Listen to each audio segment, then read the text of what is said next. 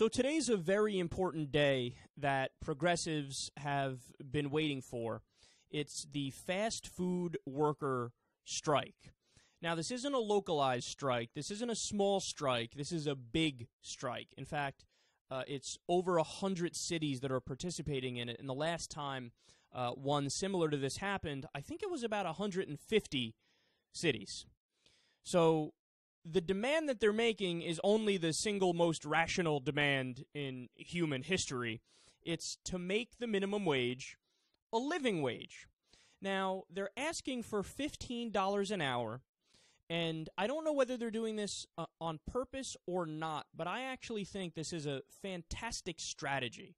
Because even if you don't get the $15 an hour, that should be the start of your negotiation. That should be where you draw the line in the sand, or at least pretend to draw the line in the sand, and then next thing you know, if you somehow get the ear of some lawmakers and you somehow push your movement further down the road, you can actually settle on a $12 minimum wage or something like that. And according to a lot of economists, a $12 minimum wage is a living wage, and we would be able to fly the banner of success. So I don't know whether or not they're doing that on purpose, but either way, it's a good strategy. So the Daily Beast reports, quote, "Workers fed up with flipping burgers for what they consider peanuts launched a nationwide strike Thursday in a bid to have their wages doubled to $15 per hour and to be granted the right to form a union. Workers from McDonald's, Wendy's, Burger King, and KFC, among others, left their deep fryers to picket on the streets of New York, Detroit, and more than 100 cities across America. Many fast food workers say they can't live on the minimum wage, which has been stuck on the federal level at $7.25 per hour since 2009. Their action includes civil disobedience as well as work stoppage. Police reportedly arrested about 20 workers at a McDonald's in New York City's Times Square, and several other workers were handcuffed in Detroit. Now, I don't know, because I don't have any more specifics, who's at fault in these arrests. Are they legitimate arrests? Were people vandalizing? Was there looting? Was there rioting going on? I don't know, so we'll reserve judgment on that. But in terms of the overall message of the protest and the overall feeling of the protest, it's not violent. These guys aren't causing problems. They're doing civil disobedience, and they're telling you they're doing civil disobedience. So, again, not to jump to conclusions or anything, but, I mean, if all things are as they're being reported in the various articles I've read on this topic thus far today, the 20 arrests were likely unnecessary. Okay? I mean, if there's anything that Ferguson, Missouri has taught us, it's that the police abuse of authority is maybe more rampant than we ever thought it would be in the past. So I stand with these workers, man, and we should all stand with these workers in solidarity. And for those of you who might be on the fence about this and, I don't know, you might not give a shit or whatever, let me remind you of some minimum wage facts that are incredibly important. First of all, if the minimum wage was simply equal to what it was in 1968, it would be over $10 an hour today. A lot of people don't know that. They have no idea that the minimum wage in 1968, if you had chained it to inflation back then, today that same minimum wage would be over $10 an hour. So when you have conservative politicians, and I've heard them make this argument before, when they say, well, you know, back when I was working for the minimum wage in 1963, let me tell you a little something. I realized it wasn't a permanent job and yada, yada, yada, yada, yada. They don't realize that they're actually making our point for us. What they're saying is, yeah, back when I was working in 1963, the amount of money I made was equal to over $10 an hour today, and that's what we should fucking make it today.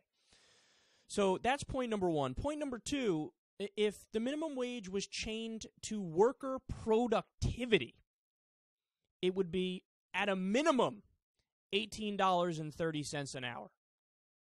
So whenever you hear conservatives or capitalists make the argument that, you get what you deserve, this country's a meritocracy, the harder you work, the further you go, your response to that should be, That's fantastic. So I can sign you up to be in favor of an $18.30 minimum wage? Because that's what that would entail. That's what these workers are producing. And also, to be clear, that's the lowest number I've seen. I've seen numbers as high as about $22 an hour or $22.75.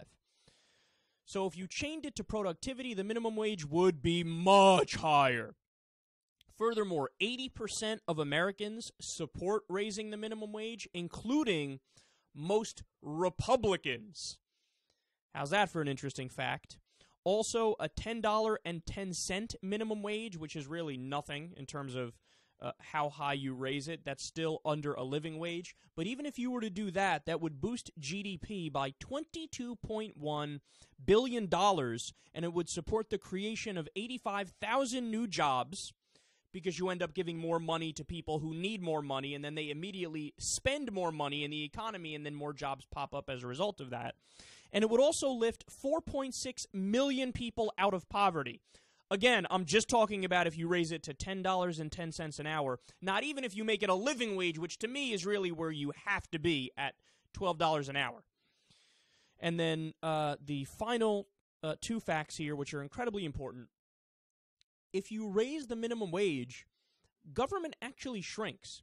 So this is another reason why conservatives across the board should support raising the minimum wage, because if you're against welfare and if you're against food stamps and if you're against Medicaid and you don't want your tax dollars funding people who are lower on the economic ladder than you, well then by supporting a raise in the minimum wage, what you're doing is you're telling the companies that are underpaying their employees, you're telling them, no, we're not going to allow you to do that. You need to pay them more so they can survive, and then they'll be able to get off the government dole.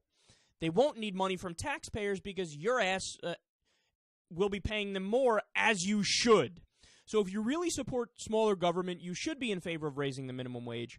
And finally, as of today, we have over 10 million people who are working poor. Isn't that stunning for the United States of America, a first world nation? You know, I always bring up this point on the show, and I think people are tired of hearing it. I'm certainly tired of saying it, but I think it needs to be said. How can anybody argue in 2014 that there should be a working poor class? Who can look at somebody who works a full-time job in the eyes and tell them, yeah, keep working that full-time job, and I'm not going to give you enough money to survive? To me, that's one of the biggest issues of our time. There are many of them, but that's up there because it's basically a modern version of indentured servitude. So anybody who has even a basic sense of ethics and morality should be outraged by this and should take a stand. So yet again, let me just reiterate my support real fast. I stand in solidarity with these fast food workers who are protesting to make the system better.